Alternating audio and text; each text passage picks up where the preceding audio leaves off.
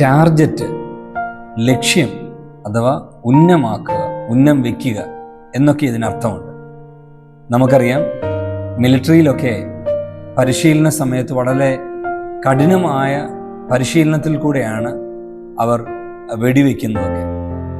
അപ്പോൾ നിരവധി തവണ ഇവർ ഇതിനു വേണ്ടി പ്രാക്ടീസ് ചെയ്യും.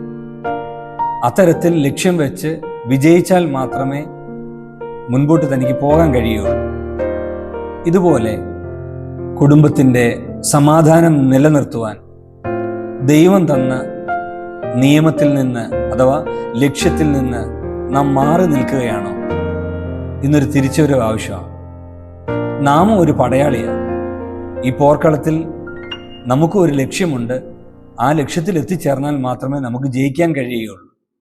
ഇന്ന് നിങ്ങളുടെ ജീവിതത്തിലും ലക്ഷ്യം വയ്ക്കുക, നിങ്ങളുടെ ഉയർച്ച ലക്ഷ്യം വയ്ക്കുക. കർത്താവ് അതിനായി നിങ്ങളെ സഹായിക്കട്ടെ. ആമേൻ.